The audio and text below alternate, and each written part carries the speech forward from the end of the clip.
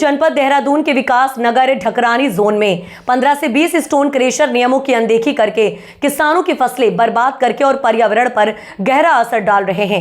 आपको बता दें कि राजधानी देहरादून की तहसील विकास नगर के ढकरानी, जहां एक समय था वहां हरे भरे बाग बागान और फसलें लहलहाया करती थी, वहां इस समय संचालित हो रहे लगभग 15 से 20 स्टोन क्रेशर बिना उचित पानी छिड़काव व्यवस्था, हरित क्षेत्र, ग्रीन बेल्ट और प्रदूषण नियंत्रण मानकों के संचालित हो रहे हैं। स्थानीय सूत्रों और प्रभावित किसान के अनुसार इन क्रेशरों से उठने वाली धूल का गुब्बार पूरे क्षेत्र में फैल रहा है, जिससे वायु प्रदूषण बढ़ा है और आसपास के खेतों में फसलें प्रभावित हो रही हैं। दरअसल किसानों का आरोप है कि क्रेशरों से निकलने वाला गंदा पानी उनकी फसलों पर बह रहा है, जिससे फसलें बर्बाद हो रही हैं। एक माह पूर्व क्षेत्र के पीड़ित किसानों के दौरान उप जिलाधिकारी ने मीडिया से बयान दिया था कि वे जल्द ही क्रेशर जोन का निरीक्षण करेंगे और यदि कोई खामी पाई गई तो सख्त कार्यवाही की जाएगी। आखिरकार उप जिलाधिकारी को 1.25 महीने होने जा रहे हैं, लेकिन अभी तक निरीक्षण क्यों नहीं हुआ, जिस पर लोग सवाल उठा रहे हैं। स्थानीय लोगों का दावा है कि क्रेशर मालिक खुद को प्रदेश के मुख्यमंत्री के करीबी बताते हैं, जबकि मुख्यमंत्री पूरे राज्य में भ्रष्टाचार मुक्त शासन और पर्यावरण संरक्षण की बात करते हैं। उत्तराखंड प्रदूषण नियंत्रण बोर्ड और खनन विभाग से इस मामले पर कोई ठोस कार्यवाही अभी तक नहीं हुई, लेकिन एसडीएम विनोद कुमार के निरीक्षण वादे से उम्मीद जगी है कि जल्द कार्यवाही होगी। कृषि भूमि को तो नुकसान हो रहा है। एक तो धूल धक्कड़ बहुत हो रहा, दूसरी बात पानी के जो स्रोत है, जो हमारे जैसे बावड़ी का पानी है, बावड़ी का जो स्रोत आता था उससे हजारों बीघे जमीन में सिंचाई होती थी। हम लोग उसको खेत में काम करते हुए उसे पीते भी थे, अपने पशुओं को पिलाते थे। लेकिन अब वो पानी इतना गंदा है रहा, एक क्रेशर लगा हुआ बावड़ी से थोड़ा ऊपर को, उसका पानी उसमें डाल दिया गया, उससे हमारे स्रोत भी बंद होते जा रहे हैं और हम ना उस खेत में उस पानी को पी सकते हैं, ना अपने खेत में कर सकते हैं, क्योंकि वो सीमेंटेड पानी है, वो तो जमता जा रहा है, हमारी फसलें खत्म होती जा रही। दूसरी बात, एक हमारा रास्ता पीडब्ल्यूडी से पंचायती रास्ता खेतों में जाता था, आगे हमारे उस एरिया की चकबंदी नहीं हुई। चकबंदी ना होने के कारण हम आपसी सहमति से एक दूसरे के खेत में को होते हम भी जाते थे। अगर हमें अपने खेत में जाना तो हम उनके खेतों से भाईबंदी में जाते थे, अगर उन्हें आगे जाना है तो हमारे खेतों में से होके जाते थे। अब एक श्री श्री स्टोन क्रेशर लगा जो पंचायती रास्ते से जुड़ा हुआ है, पंचायती रास्ता उस तक जा रहा, आगे हम खेतों में जाते थे सब। लेकिन अब उसने स्टोन क्रेशर वाले ने रास्ता पूरा बंद कर दिया और हमने उनको बुला के बातचीत भी करी उनसे कि भाई हमें रास्ता दे दो, और जितनी आपने जमीन ले रखी है, मान लिया 5 बीघे 10 बीघे 20 बीघे, आप उसको अपनी नाप को पूरी कर लो, बाकी जो सब पंचायती है उसमें को हमें जाने दो। हमारी लगभग 20-22 किसानों की लगभग 100 बीघे जमीन है, जो 100 बीघे जमीन अब बर्बादी के कगार पे है।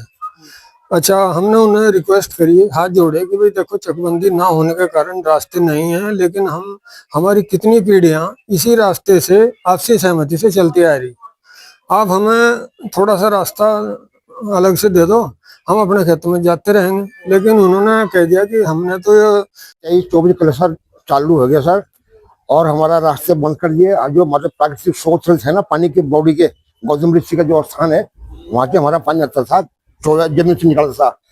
अब उसमें आगे आकर के इन लोगों ने धुलाई की वो गे रखा है, पत्थर धुलाई सीमेंटेड, वो बिल्कुल गंदा पानी आ रहा, वो खेत में डालना, हमारी जो बरसीन है वो सब सफेद हो जाती है, बिल्कुल डंगर भी नहीं खाते उसको। अब बारिश पड़ती है तो धुल जाओ, अब बारिश पड़ी नहीं रही, अब वो डंगर भी हमारे परेशान हो रहे हैं, सब बेकार जा रही है। क्या करें, बीच में फंस गए। और हमको रास्ता जो रेंज पर ले रखी है ना, उसमें कुछ जब मैंने पंचायती पे है उसको के लिए कहा भी हमको रास्ते पे जाने की, लेकिन नहीं जी, तो हमने पैसे दे रखे सब जमीन के, और आप अंदर को निकाल सकते हैं हमारे गेट के अंदर को। मैंने गेट के अंदर कैसे जाएंगे ना, भाई तुमने लॉक कर दिया, तुम्हारे डंपर खड़े आगे, हमारा ट्रैक्टर खेत में जा रहा, कहाँ से जाएगा, हम अपने गुस्सा कैसे लाएंगे उठा के वहां से। जिस प्रकार से धूल उड़ रही है उससे देखा जा रहा है कि बुजुर्गों को बहुत दिक्कत हो रही है। तो सर यहाँ पर ऐसा है ना, चकबंदी तो हो रही है यहाँ पर हमारे गाँव में, कभी पहले से नहीं हुई, 1937 से पहले चकबंदी हुई, उसके बाद नहीं हुई। अब हमको हमारे जैसे परिवार के लोग हैं, गांव के लोग हैं, वो मेरे खेत में जा रहे हैं, मैं उसी खेत में जा रहा हूँ, कोई दिक्कत नहीं थी हमको इतने सालों से, सैकड़ों सालों से। लेकिन अब उन्होंने जो रास्ता हमारा मेन गेट बंद कर दिया ना, वहां से खेत में घुसने का, तो हम इसलिए परेशान हो गए। इसके लिए पानी वगैरह यहाँ छिड़कते नहीं छिड़कते, अजी वो तो रोड पर छिड़कते हैं, जहाँ डंपर जाते हैं कि वहाँ छिड़कते हैं पानी, लेकिन जहाँ से वो वो रैप बना हुआ अंदर रैप ना, उसमें धूल उड़ रही है पूरी, खेत में हवा के साथ साथ जा रही।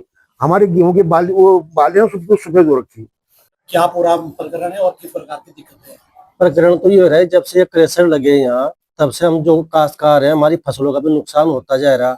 दूसरा, हमारे जो है ना खेतों में पानी फिरता था, जो साफ पानी था बावड़ी का, वो पानी इतना गंदा हो गया जी। हमारी फसलों में जो है 4-4 इंच चढ़ गई जी उसकी मिट्टी। वो धुलाई की मिट्टी धोल के भेज रहे, वो बजरी का वो मिट्टी जो है सारी की सारी हमारे खेतों में बैठ रही है ना, हम फसल में उसको फेर सका पानी को। इससे हमारा इतना नुकसान हो रहा है। दूसरा, रास्ते के लिए हमारी दिक्कत होगी, रास्ते में चलने के लिए इतनी परेशानी होगी कि हम जाने के लिए भी परेशान कर रहे हैं वो लोग, भाई तुम्हारा कोई मतलब नहीं है, खेतवाड़ों का यहाँ कोई मतलब नहीं है। इस तरह से हमें बहुत ज्यादा परेशानियां हो रही है।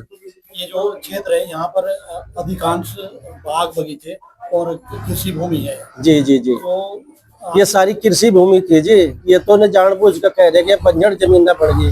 आज भी उसकी बगल में देखो आप जाकर, पूरी में फसल खड़ी बहुत अच्छी। वो 6 महीने के लिए उस जमीन को जो है बंजर दिखा देंगे, 6 महीने के बाद फिर उसमें क्रेशर लगाने चालू कर देंगे। अब इतने क्रेशर हो गए, पहले 1 लगे, 2 लगे, अब 24-25 क्रेशर हो गए जी। हाँ, अब किधर को भी हमें जाने का रास्ता ही नहीं है, डंगरों को भी बच्चों को भी। जब इतनी धूल मट्टी हो रही है जी, ये तो आदमी कितनी सांस में घूट रहा होगा इसको। क्या क्या फसलें किसान द्वारा उगाई जाती है? सब या गन्ना हो जी, गेहूं हो, धान हो, सब फसल नष्ट हो गई जी इससे। बाग बगीचे पूरे नष्ट हो गए इससे। इसको लेकर बीच में बंद भी हुआ था, लेकिन अब दोबारा से जो है क्रेशर चालू हो गए, तो इससे किसानों को किस प्रकार की दिक्कतें आ रही है और क्या आप सरकार से कहना चाहते हैं? ये सारी दिक्कत है किसानों को। रास्ते की भी दिक्कत है, पानी की भी दिक्कत है, डंगर भी ऐसे मर गए हमारे, गंदा पानी आ रहा, उसे भी इतनी गंदे पानी से उससे हमारी फसल खराब होगी। सब दिक्कत है। जो चश्मे का पानी था वो चश्मे बंद हो गया, हम कहाँ से पानी फेरेंगे अपने खेतों में? पीछे कुछ दिन पहले आओ तो बंद में पड़े रहे, थोड़ी दिन बंद रहे, फिर चल गई मट के। धूल मिट्टी का पानी फसलों तक पहुंचा। हाँ, ये फसलों में करना पड़ेगा। हो पत्थर की सेवा आ रहे हो,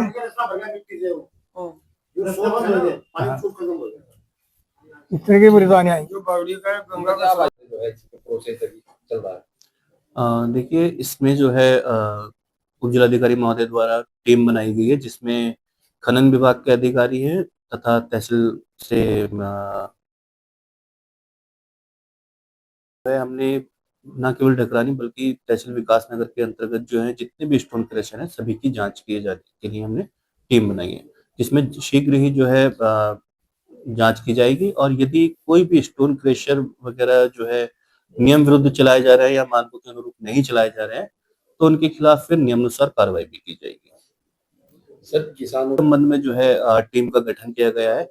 यदि ये नियम विरुद्ध बनाए गए हैं या नियम विरुद्ध संचालन किया जा रहा है इनका, यदि इन्होंने गंदे पानी की निकासी की उचित व्यवस्था नहीं की गई है, तो उन पर नियमानुसार कार्रवाई की जाएगी और आख्या प्रेषित की जाएगी। सर, नहीं, देखिए, अधिकांश मामलों में जो है लगभग सभी मामलों में टीम का गठन किया जाता है और उन पे कार्रवाई भी की जाती है। जैसे यदि यहाँ क्षेत्र में कहीं पर अतिक्रमण को लेके या किसी अन्य समस्या को लेके भी जो है किसी की शिकायतें प्राप्त हो रही, ग्रामीणों की शिकायतें प्राप्त हो रही हैं, जो बड़े मैटर जिनमें 1 से अधिक विभाग सम्मिलित है, तो उनमें विभागों को पत्राचार किया जाता है और संयुक्त रूप से टीम बनाकर उस पर कार्रवाई की जाती है।